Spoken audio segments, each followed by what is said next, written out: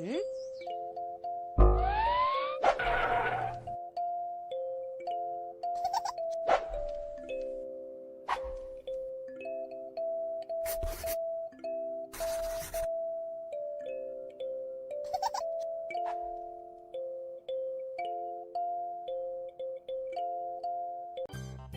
አጋጣሚ ራሳችሁን ከመንትያ እህታችሁ ጋር ተቀያየራችሁ ብታገኙት ምን ታደርጋላችሁ? ያደረግሽው? ይህ እንዴት እንደተፈጠረ ለማወቅ ተረትን ገጻችንን በመቀላቀል ታሪኩን ያዳምጡ። በዚህ የነጻ ነበሩ። በዚህም በሁለታቸው መካከል ብዙ አለመግባባት ይፈጠር ነበር። ሌላ የምትለብሺው ልብስ የለሽም? ልብሱ አላማረብሽም። እኔ አያገባሽም። ኤሊ ትንሿ መንትያ ስትሆን በጣም አንባቢ ናት። በዚህም እህቷ ፒርል ትቀልድባት ነበር። በኤል አይን መንትያዋ ፒርል በጣም ቆንጆና ውድ የሆኑ ዝግጅቶች ላይ መሳተፍ የምትወድ አይነት ልጅ ናት። የፒርል ተጫዋችነት በሰዎች ተወዳጅ እንድትሆን ብዙ ጓደኞች እንዲኖሯት አድርጓል። በሌላ በኩል ኤል ውብ ያልሆነችና ብቸኛ ጓደኛዎች ደግሞ መጽሐፍቶች ነበሩ። ሙሉ መጽሐፍት እያነበብሽ ብቻ ነው የምትውይው። በዛ ላይ አስቀያሚና ቶሎ የምታሰለቺ አይነት ሰው ነሽ። ኤሊን እንደ ኖርማል ሰው የሚወዳት ሰው ቢኖር ብሌክ ሲሆን ከእነ ኤል ግዛቱ ቀጥሎ የሚገኝ ቤተመንግስት ልዑል ነው። ኤሊ ከብሌክ ፍቅር ከያዛት በጣም ቆይታለች። ታዲያ በአንድ ቀን ራሷን በማበረታታት ለብሌክ ፍቅሯን ልትነግረው አሰበች። አንቺና ብሌክ ዓላማችሁን የተለያየ ነው። አንድ ላይ መሆን ስለማትችሉ ተስፋ ቁረጪ። ፒርል የፈለገችውን ነገር ሁሉ ማግኘት የምትችለው በመሆኗ የኤልን ፍላጎት መረዳት አትችልም። ለምንድን ነው የምታለቅሺው? ምንም አይደለም። ብነግረው ሊረዳኝ አይችልም። ምናልባት ፒርል ልክ ናት ስትል ኤል አሰበች። ከሰው ተግባቢ ባለመሆኗ አንባቢ በመሆኗ እሱ ለኔ አይገባም ብላ በማሰብ ፍቅሯን ልትገልጽለት የነበረችው ሐሳቧ ቀየረች። ከፍቶሻል እንዴ? አንድ ታሪክ ልንገርሽ። በድሮ ጊዜ የሚኖር ሩህሩህ የሆነ በጫካ ውስጥ የሚኖር ጎብሊን የሚባል ሰው ነበረ። ያልተለመዱ ነገሮችንም በመሰብሰብ ቤት ውስጥ ማስቀመጥ የሚያዘወትር። ዓለም በቴክኖሎጂ እየተራቀቀ ነው። ታዲያ የእናንተስ ልጆች ለምን ይቅርባቸው ብለን በአይነቱ ለየት ያለውን የልጆች ስማርቶች ይዘንሎት መጥተናል። ለልጆቹ ምርጥና ቀለል ያለ ሲሆን ካሜራና ቪዲዮ ስላለው የፈለጉትን ትውስታ ቀጭ ሲም ስላለው ለወላጅ ጓደኛ ይደውላሉ። እንዲሁም ወላጆች ልጆቻቸው ያሉበትን ቦታ በጂፒኤስ ሲስተሙ ቅልብጭ አድርጎ በስልካቸው የሚያሳይ እንዲሁም ልጆቹ በሰዓቱ ላይ የሚያሳልፉትን ጊዜ በስልኮ መመጠን የሚችሉበት በአደጋ ጊዜም በቀላሉ አንዴ ብቻ በመንካት የሚደውሉበት የተለያዩ ጨዋታዎችም ያካተተ በመሆኑም ልጆቹ ይደሰቱበታል። በትምህርት ጊዜም ስኩል ሞድ ስላለው ትምህርታቸውን ሳይዘናጉ ይከታተሉበታል። ታዲያ የእናንተ ልጆችስ ለምን ይቅርባቸው? ደግሞ ለልጆቹ ሲያንሳቸው ነው። ዋጋው ኪስ የማይጎዳ ይደውሉ፣ ያሉበት እናመጣለን። ለዋጋና ለበለጠ መረጃ ቴሌግራማችንን ተረት ቶይስ ብለው ይቀላቀሉ። ሲሆን በዚህም ከሰዎች ዘንድ በጣም የተገለለ ነበረ። ጎብሊኑ ሰዎችን መርዳትና ለማገዝ ይፈልግ ነበር። ቢሆንም የጎብሊንን እርዳታ የሚፈልግ ሰው በጫካ ውስጥ በመሄድ ሊያገኘው ይችል ነበር። ኤል የጎብሊኑን እርዳታ ትፈልጊያለሽ? እሺ ደስ ይለኛል። ምን ማድረግ እንዳለብኝ እኔ አውቃለሁ። አመሰግናለሁ።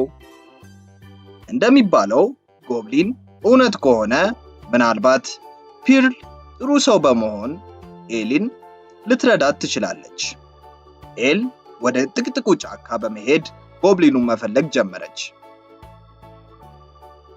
ጎብሊን በመጨረሻው አገኘው። ምን እንዳደርግልሽ ትፈልጊያለሽ? ኤልም በእሷና በእህቷ መካከል ስላለው አለመግባባት ለጎብሊኑ አስረዳቸው። ምን ያህል ብቸኛ እንደሆንኩኝ እህቴ እንድትረዳ ማድረግ ትችላለህ? እባክህ። ስለ እህትሽ የምትጨነቂላት ከሆነ እኔ እረዳሻለሁ። ኤሊ በቀጣዩ ቀን ከእንቅልፏ ስትነቃ የእህቷ ውብ መልክና የሚያምር ፀጉር እሷ ጋር ሆነ። እናም ተመለከተች። ከእህቷ ጋርም እንደተቀያየሩ ተረዳች። ምንድነው ያደረግሽው ኤል? በጣም ይቅርታ። ትላንት ወደ ጫካ በመሄድ በስህተት ከጎብሊን ጋር ስምምነት አድርጌ ነው። አድሻል እንዴ? ምን ያህል ብትደፍሪ ነው ከእንደዚህ አይነት አስማት ጋር የምትነካኪው? እንዳንቺ አይነት ቀናተኛ ሰው በክፋታቸው ምክንያት ብዙ አስማታዊ ተግባር ያደርጋሉ። ቢሆንም ያንቺ ጥፋት ነው። በየቀኑ ብቸኝነት እንደሚሰማኝ ልትረጂኝ ሞክረሽ አታውቂም። ማውራትሽን አቁሚ። አሁኑኑ መፍትሄ እንፈልግ። በሚከራከሩበት ጊዜም ጎብሊን እያዳመጣቸው እንደሆነ አላወቁም። ወደ ጫካው ቢሄዱም ጎብሊኑን ሊያገኙት አልቻሉም። ረፊ፣ እግሮችን እየጎዳሽ ነው። አሁን ስለዚህ ማሰቢያ ጊዜ አይደለም። ወደ ቤተ መንግስቱ እንመለስና የምታነቢውን ዕውቀት ተጠቅመሽ መፍትሄ እንፈልግ። በየጊዜው አዛዥ መሆን አትችይም።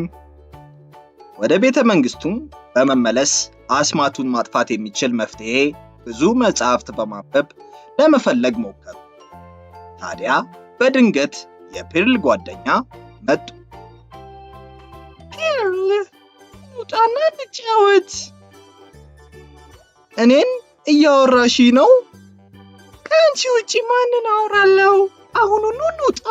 ለዛሬው ዝግጅት መዘጋጀት አለብን። እንኳን መጣችሁ። እባካችሁን እርዱኝ። በእህቴ ስህተት ምክንያት ሰውነት ተቀያይረናል። ጓደኞቿ ምን እየተፈጠረ እንደሆነ ባለማወቃቸው በፒርል ሳቁ። እንደ ስፓይደርማን ድር የሚተፋ ጓንት በቀላሉ እጃችሁ ላይ አርጋችሁት ፕረስ በማድረግ ራሱ እንደ ድር ይተፋል። የትኛው ዕቃ ላይ በቀላሉ የሚጣበቅና መልሰው መጠቀም ስለሚችሉ ያልቃል የሚባል ነገር የለም። ድሩን ለመጥፋት ምንም አይነት ቻርጅም ሆነ ባትሪም አይፈልግ። ለልጆቹም የማይሰለቹት መጫወቻ ነው የሚሆነው። ዲዛይኑን ፍሪ ሳይዝ ስለሆነ ለየትኛውም አይነት የልጅ እጅ የሚሆን የሚተፋው ድርም የትኛውም ዕቃ ላይ ቢለጠፍ ምንም አይነት ጉዳትም አያመጣ። ለመግዛት እንዳትነሱ። ያላችሁበት በነጻ ስለናርስ መደወል ብቻ። መልካም ቀን። ጎብሊን ደግሞ ምንድነው? እህትሽ ምን ሆና ነው? ምን አይነት ነገር ነው የምታወራው? እንሂድ፣ ለፕሮግራሙ ይረፍድብናል። ፒርል ሰዎችን እርዳታ ብትጠይቅም ማንም ሊያምናት አልቻለም ነበር። ንጉሱ ሌላ ቦታ በመሆኑ እሱም ሊረዳት አልቻለም። ማንም ሰው ለፒርል ግድ አልሰጠውም ነበር። እንደገናስ ይታረቁ ይሆን? ጎብሊኑስ ምን ያደርግ ይሆን? ኮመንት ላይ ይገለጡ። በክፍል 2 የምናየው ይሆናል።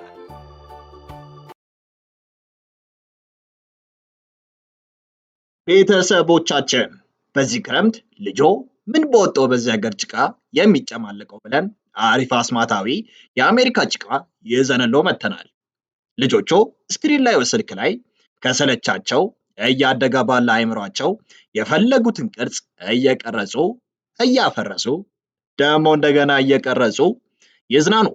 የጭንቅላ ፍጥነታቸውን ይጨምራል። ልብስ ላይ ሆነ ቤት የማያቆሽሽ፣ ለማጽዳት ቀላል፣ እስከፈለጉ ጊዜ ሳይበላሽ የሚጫወቱበት። ተመልከቱ እስኪ የልጆቹን ደስታ። እናንተም ምን ትጠብቃላችሁ? ይዘዙንና በተመጣጣኝ ዋጋ ለልጆ የደስታ ምንጭ ይዘዙ። ያሉበት ድረስ እናደርሳለን። ደግሞ ለልጆቹ ሲያንስባቸው ነው። ልጆች የመጫወቻ መኪና በእጃችሁ ለመቆጣጠር አልማችሁ ታውቃላችሁ? ህልማችሁን እውን ልናደርገው በእጆ የሚቆጣጠሩትን ምርጥ የመጫወቻ መኪና ይዘንሎት ከች ብለናል። በአዲስ ቴክኖሎጂ የተራቀቀና እጃችሁ ላይ ባሰራችሁት ሰዓት መሳይ እያንዳንዱን እንቅስቃሴያችሁን ተከትሎ የሚነቃነቅ መኪና። ቀኝ፣ ግራ፣ ፊት፣ ኋላ፣ ፍሬን እንደፈለጋችሁ ይቆጣጠሩታል። ለማውለቅ እንኳን የምትሳሱለት። በዚህ ደግሞ አያበቃም። ውብ ኤልኢዲ መብራት ያለው ድምጽ የሚያወጣ ለሽቅድድሞሽ የተዘጋጀ ከጓደኛ ቤተሰቦች ጋር የሚጫወቱበት። በዚህም አላበቃም።